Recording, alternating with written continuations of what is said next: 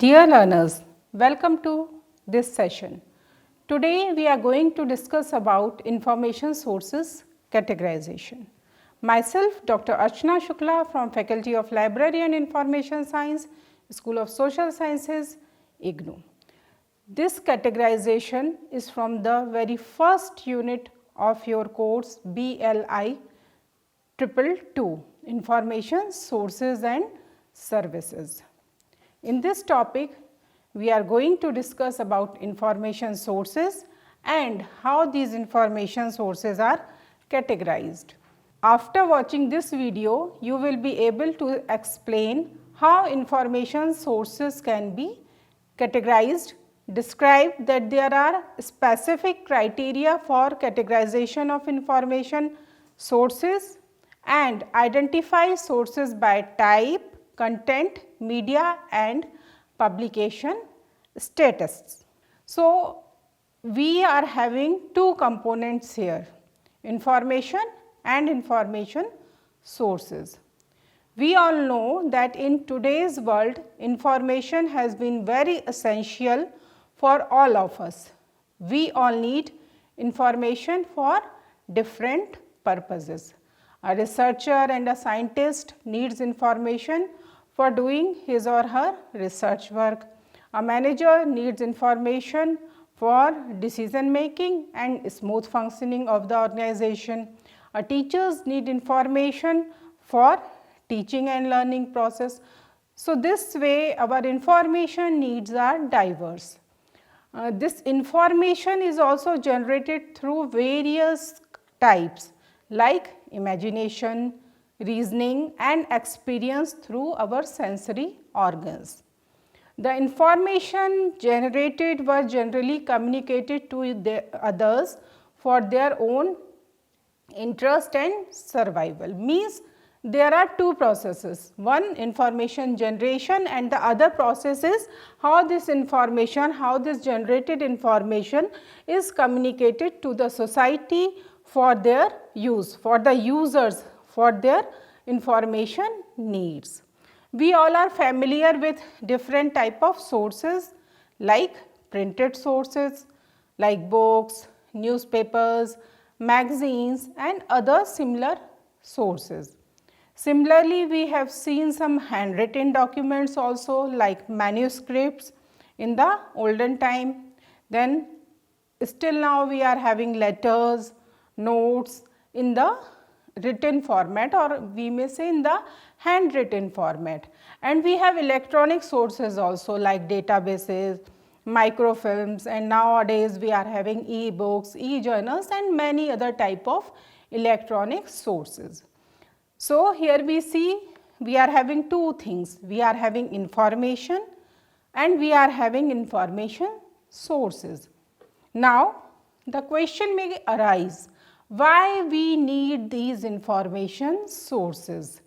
We need these information sources to provide different types of information to the users.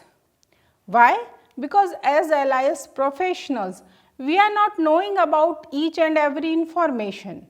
What we are knowing? We are knowing about the different type of information sources from where we are going to get information for our users. So, the information sources or the sources from where we get information are called information sources. Like we have these information sources in the form of documents, we have these information sources in the form of humans, we have these information sources in the form of institutions, and we have information sources as mass media or in today's world in the form of World Wide Web or internet also. So, we are getting information from everywhere, from documents, from humans, from institutions and from mass media. These information sources, they evolved over a period of time. We all know that first printed books, these came into being. This is after the invention of the printing press. The other source after books which became popular is periodicals. After books, most of the researchers, scientists, they are mostly using periodicals, and the research literature is published in the form of periodical publications.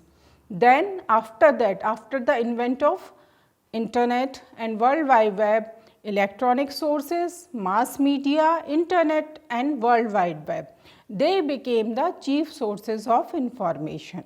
So, we are going to discuss about categorization, how the categorization will help us in knowing about these information sources. See, when talking about information sources, I just told you that a source which is providing us information is known as information source. This information source is generally basically categorized into two types: documentary sources of information and non-documentary sources of information. Means documentary sources which are in the form of some document, non-documentary sources of information which are not available in the form of a document. Further seeing this division, it becomes clear that documentary sources of information are divided according to their content and form. According to their content, they are primary, secondary and tertiary, and according to their form, they are paper based and based on other media like CD, DVD, whatsoever the case may be. Similarly, non-documentary sources of information are also there like humans, institutions, mass media and internet. So, this is the whole categorization basically on which we are going to discuss today. Now, first coming to the documentary sources of information. All sources in the form of document are documentary sources of information. Whatsoever we are seeing in the form of document is a documentary source of information. Document, it may include a book, a periodical, a manuscript, a videotape, a computer file or even a database. Anything that is documented, that is available in the form of a document is known as a documentary sources of information. So, this way it becomes clear to us that all recorded sources of information, irrespective of their contents and forms, come under documentary sources of information. These may be published or unpublished. For example, manuscripts, they are not published, but still they are a documentary source of information. Sometimes these sources are in print or sometimes in electronic format. For example, a book, it can be a printed version or it can be a e-book. So, documentary sources means just that it is available in a form of a document. Then comes our non-documentary sources of information. As we have just discussed, there are three types of non-documentary sources of information: humans, organization or institutions, mass media and World Wide Web. Humans, we are having scientists, researchers, teachers, information generators. They are generating information, they are creating that information and they are providing that information to the society for their use. So, this way humans are the important source of information, but until unless that information is not documented, the human, the person itself is a non-documentary source of information. Similarly, organizations, like we know different government organizations, non-government organizations, libraries, museums, archives, all of them, they are generating different type of information. So, institutions and organizations, they also act as a important source of an information. Mass media, This is not only the medium to communicate the information. Mass media itself generates information and they provide information to the users. So, mass media is also a non-documentary source of information, and at last in this category is World Wide Web or Internet, from where also we are getting different type of information. Now, coming to the categories, different categories one by one. If you remember that chart which we have discussed earlier in this discussion, we have seen that according to the content, information sources can be categorized into three: primary sources of information, secondary sources of information and tertiary sources of information. Primary sources of information are those sources of information which report any information for the first time. Means any new information, any research based information, any latest information which is first time published in an source is known as primary source of information. So, here we are going to categorize this according to the content, means which type of content is available in this source. Then comes our secondary sources of information. These secondary sources of information, they derive their information from the primary sources. Means first primary sources get published and after that secondary sources came into existence to provide the compiled information, to provide the consolidated information according to the needs of the user to them in the form of a secondary source. So, this is not the new, this is not the latest information. So, we are providing this information for the second time, means we are compiling and providing this information to the users from the primary sources of information. That is why they are known as secondary sources of information.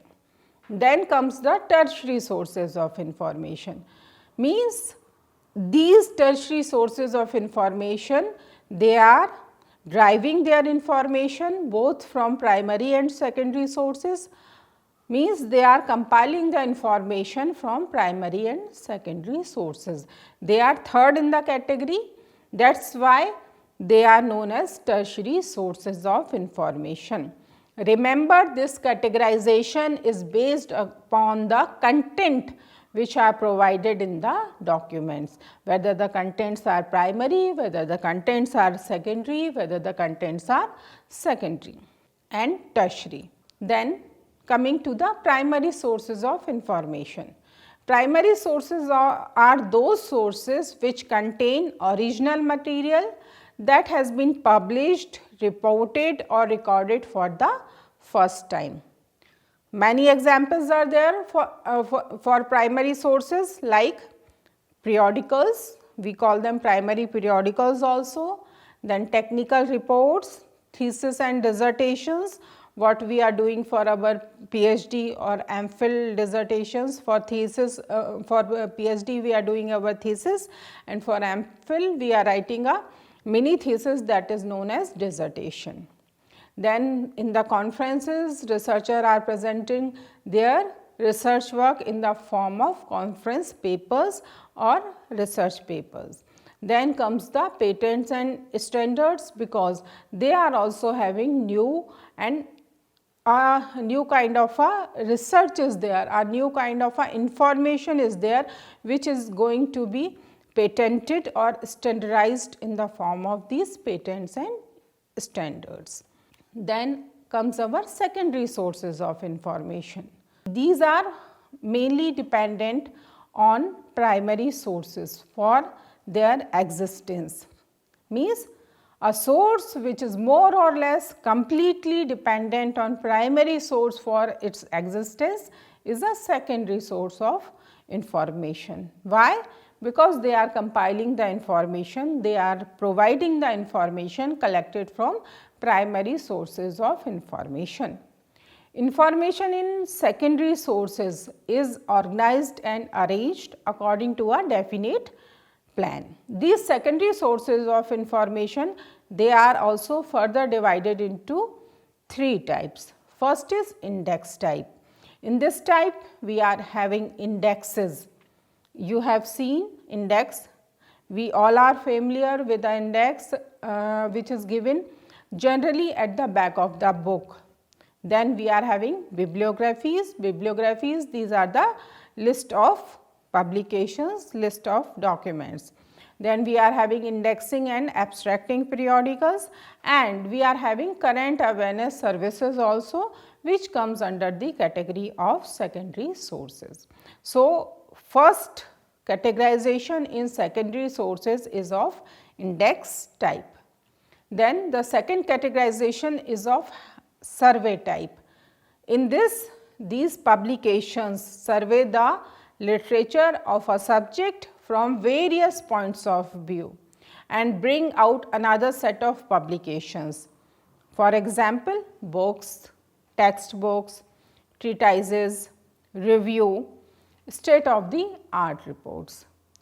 For example, if we take textbook, we all know that these textbooks are compiled according to certain curriculum or syllabus. So, what we are doing? We are compiling the already available information in a packaged format for our students. That is why which kind of information source it is? It is a secondary source of information. Similarly, take another example, that is review. A scientist or a researcher wrote an article reporting the findings of his or her research. What the reviewer is doing? Reviewer is reviewing that research article. So, what kind of a publication is this? That periodical article, that research article is a, what it is a? It is a primary source of information, and its review, where it comes under the secondary source of information. Then comes the third type of secondary sources. These are known as reference type. Reference means you are not going to read these documents completely. You are just referring these documents whenever the need arises. Based upon the queries of the users, you are referring these sources and providing different information to the users. In this category, we are having encyclopedias, we are having dictionaries, we are having biographical sources, we are having geographical sources, we are having statistical sources of information, then we are having yearbooks and annuals. So, many sources are there in this category. This category is exclusively for reference. In libraries, you see in this category, for keeping the resources of this category, we are having a different reference section also, where these reference sources are kept, and these sources are not for issuing to the users. These sources are just for the referring. Users come to the library and refer these sources according to his or her need. Then comes our tertiary sources of information. First primary, then secondary, then tertiary. As I told you, these tertiary sources of information, they are based on primary and secondary sources. Means in secondary, the data is compiled from primary, but in case of tertiary, the data is compiled from both primary and secondary sources, and these tertiary sources are based upon primary and secondary sources, and they serve as key to the primary and secondary sources. Means whenever you are going to find some information from the primary or the secondary sources, then you have to search the tertiary sources to know about the primary and secondary sources. For example, a bibliography of bibliographies is there. In secondary sources, we have discussed about a bibliography. What is a bibliography? I told you a bibliography is a list of books.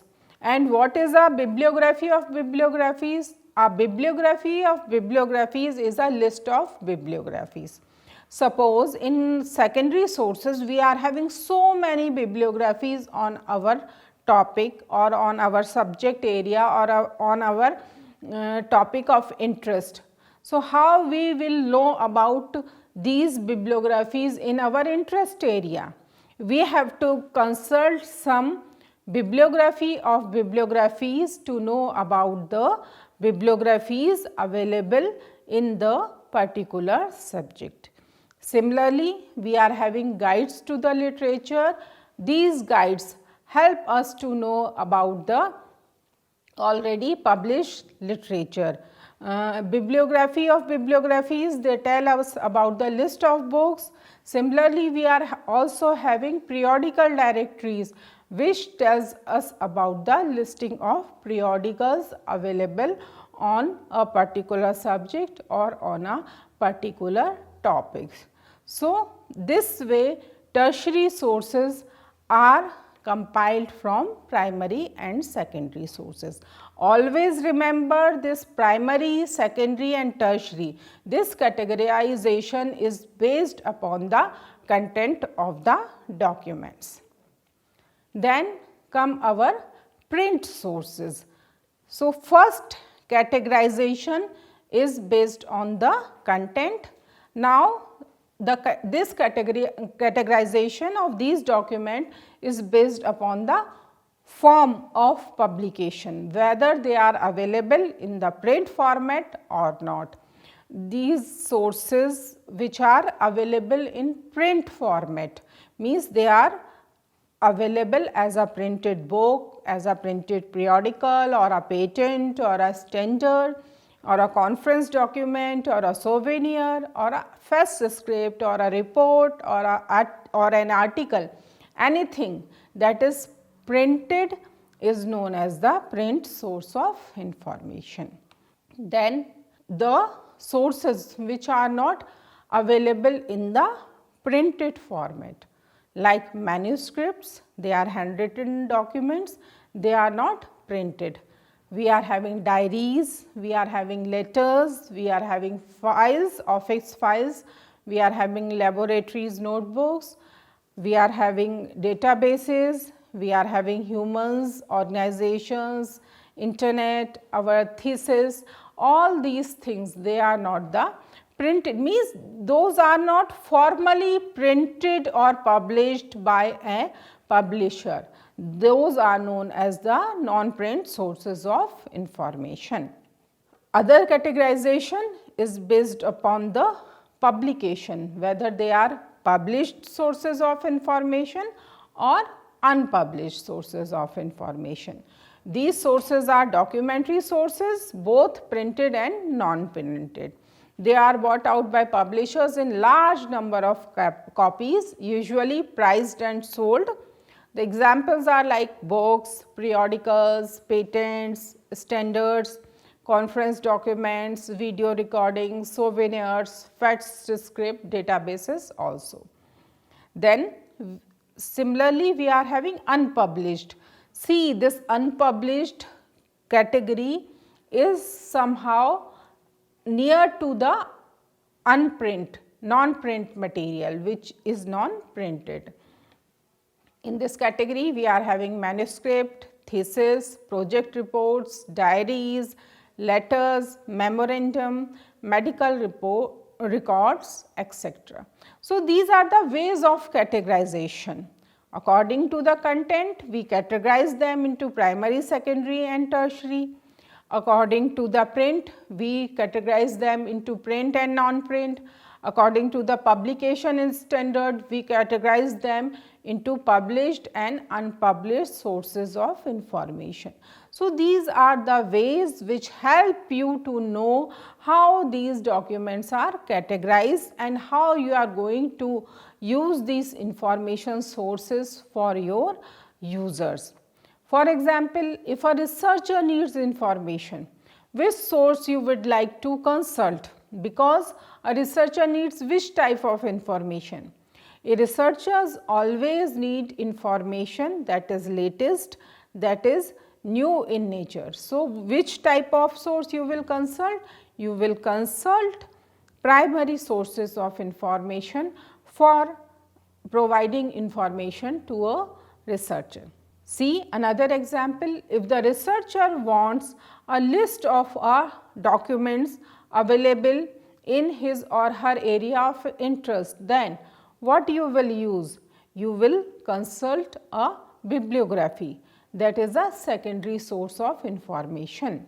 And for knowing about the bibliography, which source you will consult? You will consult bibliography of bibliographies to know all the bibliographies available on that topic.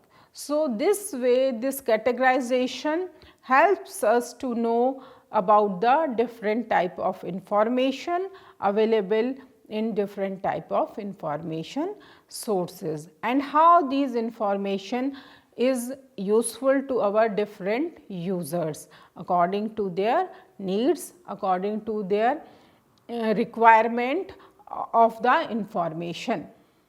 Then some other categorization is also there, like Dr. Ranganathan, Dr. S.R. Ranganathan, the father of library science in India. He conceived the idea of macro documents and micro documents. Documents such as books are macro documents. Those like journal articles are micro documents. Means a document which is providing a overview kind of information is known as a macro document, and a document which is providing a in-depth type of information is known as a micro document. This document can be in any form, it can be a microfilm, do not get confused with a microfilm to a micro document. Microfilm may contain a book, a periodical article, anything. Content is different and the form is different. Then comes the other categorization. This is non-conventional and conventional sources of information. This term is also given by Dr. S.R. Ranganathan. Conventional means which type of documents which we are using from a long time, like books, like periodicals. These are known as the conventional sources of information. And if we talk about non-conventional sources of information like databases, computer files, e-books, e-documents, e-journals, anything which is available in the non-conventional format is known as the non-conventional sources of information. So, these are the basic type of categorization, how we are going to categorize information sources. You saw today in this discussion, we have first divided the information sources according to the content, then their print status, then their publication status, and the two categorization given by Dr. Ranganathan, like macro documents and micro documents, and conventional and non-conventional documents. So, this whole categorization will help you to know about the different categories of information sources which is available there for the libraries to collect their collection, to have in their collection and to provide different services to the users of the library. I hope after this discussion you will be able to know about the different categories of information sources and you will be able to identify the contents, form and publication status of the documents, how they are categorized. Thank you. Happy learning.